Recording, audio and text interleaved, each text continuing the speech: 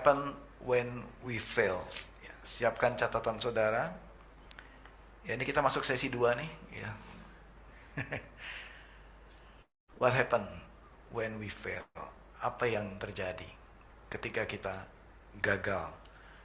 Ya, saudara, kita mau sama-sama baca firman Tuhan. Kita bisa bangkit berdiri. Kita buka Yohanes 21 ayat ke-15 sampai ke-17. Saya nggak siapkan di sini. Kita buka Alkitab kita masing-masing. Yohanes 21 ayat 15 sampai dengan 17, 3 ayat kita akan baca bersama-sama. 1, 2, 3. Sesudah sarapan, Yesus berkata kepada Simon Petrus, "Simon, anak Yohanes, apakah engkau mengasihi aku lebih daripada mereka ini?" Jawab Petrus kepadanya, "Benar Tuhan, engkau tahu bahwa aku mengasihi engkau." Kata Yesus kepadanya. Ayat 16, kata Yesus untuk kedua kalinya, "Simon anak Yohanes, apakah engkau mengasihi aku?" Jawab Petrus kepadanya, "Benar Tuhan, engkau tahu bahwa aku mengasihi engkau." Kata Yesus kepadanya, "Gembalakanlah domba-dombaku." Ayat 17, kata Yesus kepadanya untuk ketiga kalinya, "Simon anak Yohanes, apakah engkau mengasihi aku?" Petrus pun merasa sedih karena Yesus berkata ketiga kalinya, "Apakah engkau mengasihi aku?" Dan ia berkata kepadanya, "Tuhan, engkau tahu segala sesuatu, engkau tahu bahwa aku mengasihi engkau." Kata Yesus kepadanya, "Peliharalah domba-dombaku." Tuhan, kami serahkan waktu ini untuk kami tetap di dalam hadirat-Mu, dan kami izinkan firman Tuhan menjadi makanan rohani yang menyehatkan spiritual kami, Tuhan, bahkan mental dan fisikal kami, Tuhan. Di dalam nama Tuhan Yesus. Amin. Amin. Silakan duduk Bapak Ibu Saudara. Apa yang terjadi ketika saudara gagal? Seketika Petrus melihat Yesus bakar ikan di pagi hari, setelah Petrus menangkap ikan, saat itu Petrus dalam keadaan gagal. Saat itu Petrus dalam keadaan berdosa, karena Petrus menolak Yesus, dalam keadaan guilty, ya, dalam keadaan merasa bersalah, telah berkhianat kepada Yesus, telah meninggalkan Yesus. Ketika ketika Petrus datang menghampiri Yesus ketika diajak makan pagi, tentunya saya percaya mereka makan dulu, breakfast dulu, makan ikan. Yesus bakarin ikan, dikasih bumbu, dioles mentega mungkin, kasih sambal dabu-dabu, ya, dan enak sekali ikannya pasti. Ya enggak, itu bisanya saya aja ya kasih sambal, mungkin nggak pakai sambal waktu itu. Jadi mereka makan. Setelah selesai makan, apa yang Yesus lakukan kepada Petrus? Yesus bertanya, ayat 15. Karena di sini katakan sesudah sarapan, berarti mereka sudah makan, sudah selesai sarapan, ada free time, ada waktu free. Lalu Yesus bertanya, "Simon, anak Yohanes. Simon, anak Yohanes." Ketika Yesus mengatakan Simon, anak Yohanes, Yesus sedang memanggil secara pribadi siapakah Simon sesungguhnya. Ingat sebelumnya Yesus pernah mengatakan, "Kamu sekarang adalah Petrus." Ya. Tapi di akhir, di momen ini, Yesus mengingatkan kembali kepada Petrus. Kenapa Yesus tidak bilang Petrus, tapi Yesus bilang Simon, anak Yohanes. Yesus sedang berbicara personal, kedalaman hati Petrus. Karena Simon adalah nama kecilnya. Simon adalah nama originalnya. Dan bukan hanya Simon. Yesus mengatakan Simon identitasnya, yaitu Simon yang anaknya Yohanes. Bapaknya Simon namanya Yohanes. Jadi Yesus secara spesifik menuju kepada identitas sejati dan spesifik siapa Petrus itu.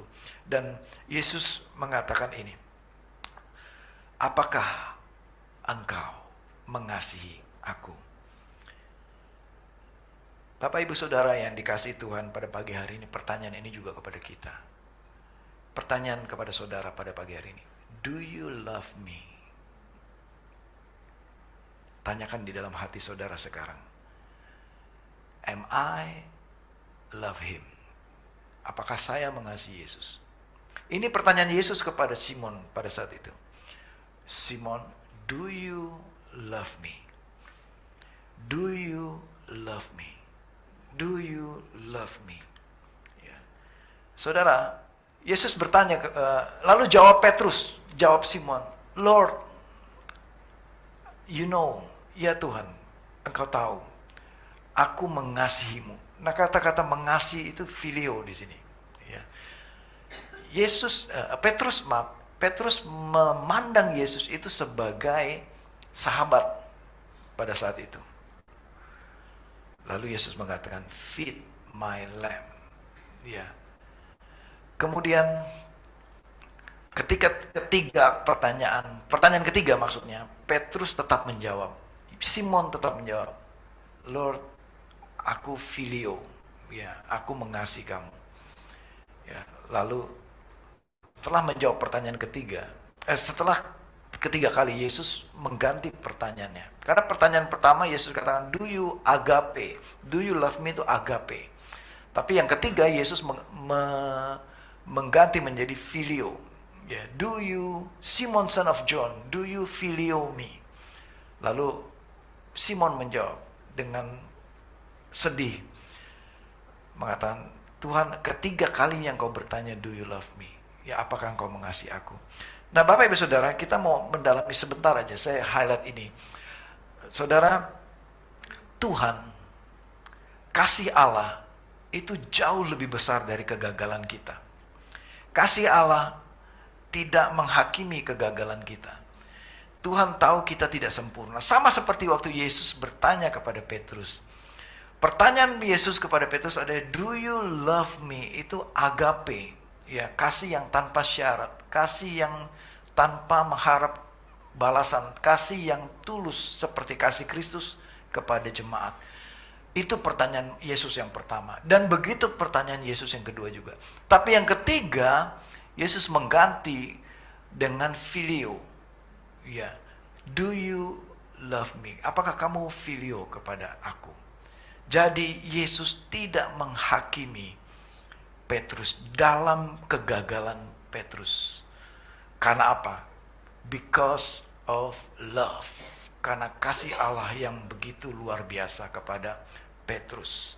Yes, Petrus gagal. Yes, Petrus telah mengkhianati Yesus. Telah menyangkal dan telah meninggalkan Yesus. Di momen Yesus sendirian, di momen Yesus dalam penderitaan, di momen Yesus sesungguhnya sedang menyelamatkan murid-muridnya, dan di momen itu Petrus meninggalkan Yesus. Saudara, saya rangkum ini menjadi 3 highlight ya, apa yang dari Yohanes 21 ayat 15 ini. Pertanyaan Yesus adalah bersifat konfrontasi yang bersifat pribadi kepada Petrus, bukan menghakimi, tapi bertanya. Yesus tidak menanyakan laporan pelayanan Petrus, tidak menanyakan laporan tindakan Petrus pada waktu Yesus dalam kesulitan. Artinya Yesus tidak bertanya begini, Petrus, waktu aku di hadapan Kayafas atau prajurit Roma atau di Pilatus, kamu lakukan apa aja? Coba sebutkan, bikin laporan, perinci kamu ngapain aja di situ. Ya, apa yang kamu lakukan? Yesus tidak menanyakan itu kepada Petrus. Yesus tidak menanyakan laporan pertanggungjawaban Petrus atau Simon. Tapi yang Yesus tanya kepada Simon adalah, do you love me? Do you love me? Saudara, di dalam kegagalanmu, Yesus tidak akan menghakimi engkau. Yesus tidak akan menanyakan, ngapain aja kamu kemarin? Sudah seharian aku kasih kamu waktu, ngapain aja kamu seharian? Ya, saudara, kalau Yesus perfeksionis matilah semua kita gitu kan. Kalau Yesus perfeksionis, habislah Simon pada pagi hari itu, dicincang mungkin sama Yesus, ikut dipanggang, dibakar gitu kan. Tapi Yesus tidak lakukan itu. Yesus mengasihi Petrus dengan mengatakan, "Do you love me more than this?" Artinya, apakah kamu mengasihi aku sama atau bahkan melebihi murid-murid yang lain ini mengasihi aku? Ya. Saudara, Yesus tidak melihat kegagalan Petrus. Yesus tidak melihat kegagalan Simon. Jauh kedalaman hatinya dan pribadinya. A personal confrontation. Dia masuk ke dalam kehidupan Simon. Sesudah sarapan, Yesus bertanya kepada Petrus, "Simon anak Yohanes, apakah engkau mengasihi aku lebih daripada mereka ini?" Ya, lebih daripada saudara-saudara ini. Nah, yang Yesus lakukan yang kedua, a relational commission. Amanat, perintah yang Yesus berikan berdasarkan hubungan. Ini yang kita belajar dari ayat ini. Ya. Sebelum memulihkan tugas amanat, Yesus memulihkan dulu hubungan antara dia dengan Petrus, antara Petrus dengan saudara-saudara seiman yang lainnya, murid-murid yang lainnya. Jadi Yesus tidak meminta laporan pertanggungjawaban prestasinya Simon, tapi Yesus mengutamakan hubungan dulu. Membangun hubungan dengan Petrus. Yesus menurunkan dirinya untuk menjangkau Petrus. Yesus merestores relationship. Itu yang utama buat Yesus. Saudara, ketika kita gagal, mungkin saudara merasa jauh dari Tuhan. Saudara udah lama gak ketemu saudara-saudara seiman. Mungkin saudara udah lama gak ke gereja. Mungkin saudara sepertinya udah lama gak menyanyi memuji Tuhan. Mungkin sepertinya saudara rasa, kayaknya aku udah begitu jauh sama Tuhan. Apakah Tuhan mau terima saya? Tuhan bilang, "Do you love me?" Sudah pasti Tuhan mau mengasihi kita, dan Tuhan tidak akan menghakimi saudara dan saya. Sekalipun engkau jauh dari Tuhan, seperti Simon meninggalkan Yesus, Tuhan tetap sayang sama saudara. Tuhan tetap sayang sama kita semua.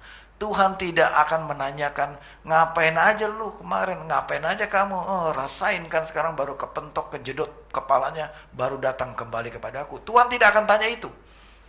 Juga Tuhan tidak akan menghukum saudara. Saya suka dengar ada orang bilang, "Aduh, kayaknya gue lagi disentil sama Tuhan nih. Atau aku lagi ditampar sama Tuhan." Saudara, kalau kita ditampar sama Tuhan, habis kita jadi debu. Ya. Tuhan tidak lakukan itu kepada kita. Amin, saudara. Tuhan tidak lakukan itu kepada Petrus. Disentil Petrus, pergi sono ke laut, tenggelam ke laut, kan Tuhan tidak lakukan itu kepada Simon. Tapi Tuhan mengatakan, "Do you love me, Simon? Do you love me, Peter? Simon, son of John?" Amin, saudara. Sebelum memulihkan amanat tanggung jawab yang pernah Tuhan berikan di Matius 28 ayat 19, ya kan, waktu Yesus waktu Yesus, waktu pertama kali Petrus dipanggil oleh Yesus, "Ikut aku." Ya, Petrus gagal. Sebelum mengingatkan kembali panggilan itu, Yesus memulihkan dulu hubungan dengan Petrus. Saudara, hubungan, relationship produce responsibility. Hubungan akan melahirkan tanggung jawab. Bukan dibalik, ya, tanggung jawab dulu, tidak, tapi hubungan dulu. Jadi saudara, ketika engkau dan saya gagal, apa yang perlu kita lakukan? Pulihkan dulu hubungan kita dengan Tuhan. Tuhan tetap akan terima saudara dan saya. Sekalipun kita berdosa paling jahat, ada anugerah untuk kita semua. Amin, saudara. Tuhan tidak akan menolak kita. Tuhan tidak akan menjauh dari kita. Tuhan tetap sayang sama saudara dan saya. Datanglah kepada Dia. Dan terimalah pemulihan. Dan katakan kepada Tuhan Yesus, "I love you, Lord." Aku mencintai Engkau, Tuhan. Amin, saudara. Melayani Tuhan tidak memulihkan hubungan saudara. Melayani Tuhan tidak membuat Tuhan menjadi lebih senang, sayang kepada saudara, tidak. Jadi tanggung jawab pelayanan tidak membuat Tuhan menjadi respect sama kita. Tapi hubungan. Jadi melayani dari hubungan. Jadi karena kita punya hubungan dengan Tuhan, makanya kita melayani. Kita bersaksi, kita memberitakan Injil, kita menjangkau teman-teman kita. Itu lahir karena hubungan kita sama Tuhan. Bukan karena program gereja. Bukan karena perintah gereja, bukan karena untuk kelihatan baik di depan banyak orang, tapi karena dari hubungan. Kalau kita melayani dari hubungan kita dengan Tuhan, seperti Peter dipulihkan, seperti Simon dipulihkan, maka akan melahirkan sukacita yang besar. Ketika Petrus melihat murid-murid, ya, ini yang terjadi ya sama Petrus. Ketika dia dipulihkan dengan hubungan dengan Tuhan, masih ada satu lagi yang jadi masalah. Masih ada satu lagi yang jadi masalah. Yang berikutnya ayat 21.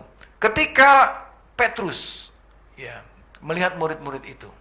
Ya ini perhatikan, murid yang lain menyebut Petrus, tapi Yesus secara pribadi menyebut Simon, son of John. Ini yang nulis ini kan Yohanes ya. Yohanes menyebut Petrus. Ketika Petrus melihat murid itu, ia berkata kepada Yesus, Tuhan, apakah yang akan terjadi dengan dia ini? Saudara tahu siapa yang dimaksud dengan murid itu di sini? Ketika Petrus melihat murid itu, siapakah dia? Dia adalah Yohanes yang tulis kitab ini. Ketika Petrus melihat Yohanes, karena Petrus ingat, Yohanes ini selama pelayanan Yesus 3 tahun, Yohanes selalu bersama-sama dan dekat dengan Yesus.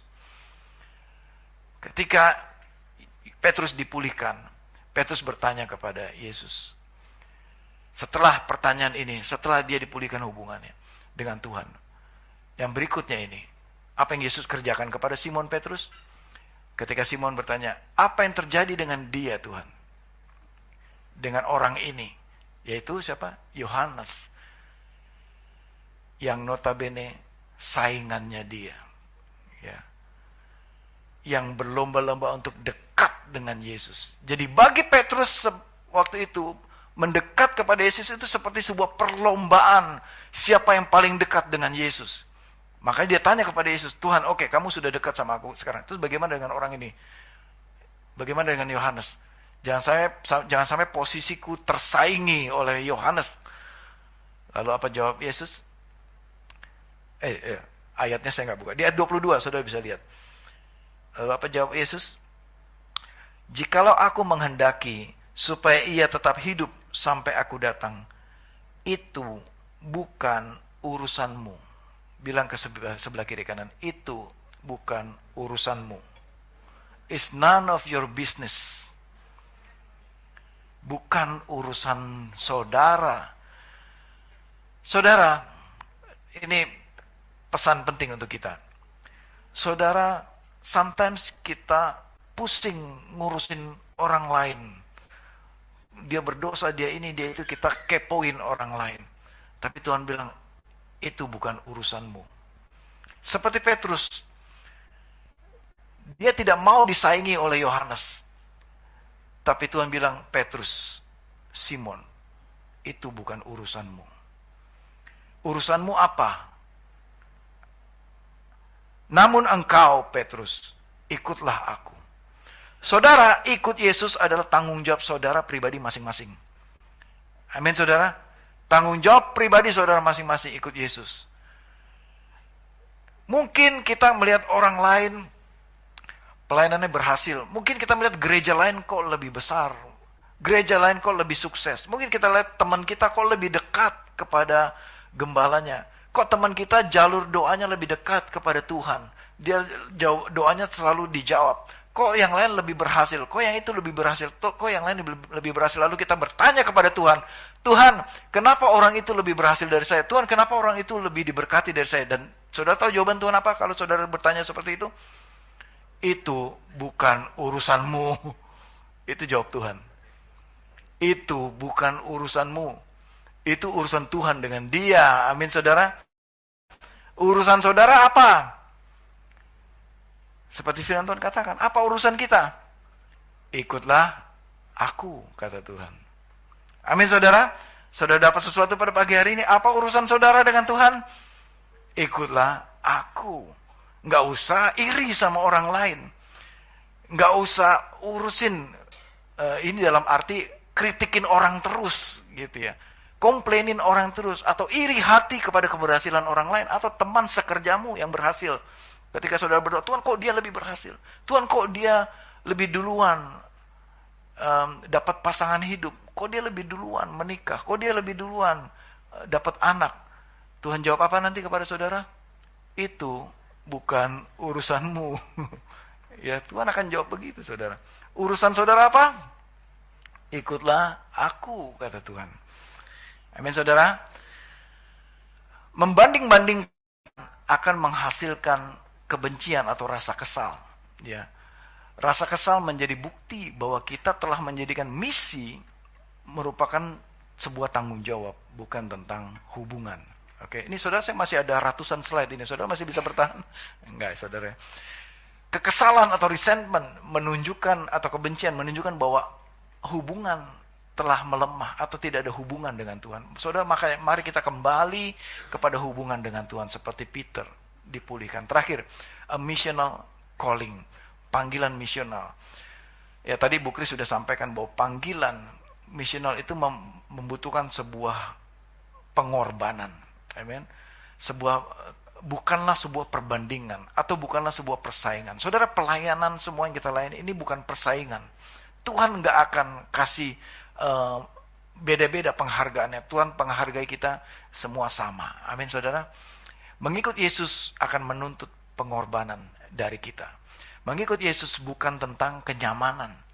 Saudara, kalau mau nyaman, kita di Indonesia ini nyaman. Tapi tadi Pak Kris sampaikan, saudara, kalau kita ingat, kalau kita lihat kesaksian kemarin, beberapa orang di negara-negara tetangga kita, bahkan sekarang yang lagi perang, ya, beberapa tim dari Dubai, saya tanya bagaimana kamu bisa ke sini? Masih banyak orang yang nggak bisa berangkat karena airportnya ditutup, dia bilang. Jadi mereka harus reroute, cari airport lain supaya mereka bisa berangkat ke Manila kemarin. Saudara, kita ini udah cukup nyaman, betul tadi siapa Hana ya sampaikan, kita ini cukup nyaman. Jadi saudara, hati-hati, kenyamanan ini bisa bikin kita lupa. Kita punya misi, saudara, kita punya misi. Jadi mengikut Yesus bukan hanya soal berkat, saudara. Ya betul, ada berkat. Tapi mengikut Yesus ada satu pengorbanan, yaitu apa? Sediakan waktu, saudara, untuk orang lain. Sediakan hati, saudara, untuk beritakan kebenaran Tuhan kepada orang lain yang membutuhkan. Itu pengorbanan kita. Ya, bukan untuk menyelamatkan kita, bukan untuk membuat kita masuk surga, tapi kita perlu memberikan waktu kita, memberikan perkataan iman kita untuk memberitakan kepada orang lain. Amin. Kita mau melakukan itu. Amin, saudara. Saudara, kita berdoa untuk lebih banyak lagi orang akan mendengarkan kebenaran firman Tuhan. Ya, saudara, kasih Allah untuk saudara itu jauh lebih besar daripada pelayanan yang Anda lakukan untuk dia. Jadi pelayanan kita ini nggak ada apa-apanya. Apa yang kita lakukan ini bukan untuk menyenangkan, membuat Tuhan lebih senang. Tuhan sudah senang kok sama kita. Amin, saudara. Jadi mari kita tidak juga membanding-bandingkan dengan orang lain, tapi tugas kita adalah mari kita follow Jesus, ya, mengikut Yesus, dan ada cost, ada harga, ada pengorbanan yang kita perlukan. Jadi saya simpulkan, a personal confrontation, a relational commission, a missional calling, yang pesan pada hari ini. Amin, saudara. Kita tutup dengan pertanyaan renungan ini. Saudara, dalam minggu ini, dalam musim ini, dalam bulan ini, mari ini menjadi pertanyaan renung kita. Who is God commissioning you to care in this season? Siapa yang Allah tugaskan kepada Anda, kepada saya, kepada kita, untuk kita jangkau di musim ini? Mari saudara, saya tahu kita semua banyak kebutuhan, banyak sekali tantangan dalam hidup saudara, banyak situasi tadi yang Bu Sharon bilang, di dalam perjalanan hidup kita ada banyak situasi tantangan, up and down, up and down, up and down. Tapi jangan lupa saudara punya misi di dalam Tuhan. Amin saudara. Saudara, kita semua punya misi untuk menjangkau teman-teman kita, untuk memberitakan kabar baik kepada teman-teman kita. Di tengah-tengah kesulitan kita up and down, bukan berarti misi itu dilupakan, tapi tetap kita perlu memberitakan Injil. Amin. Mari kita tutup dalam doa. Tuhan, kami bersyukur untuk pagi hari ini.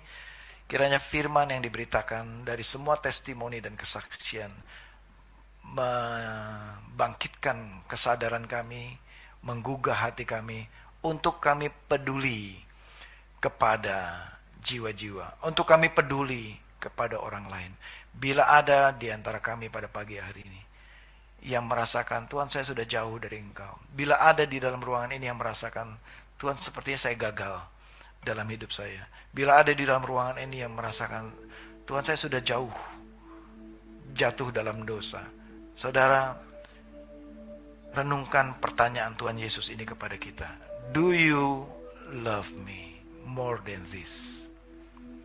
Renungkan pertanyaan ini kepada di dalam hati saudara, pikiran saudara, dalam-dalam pada hari ini. Do you love me?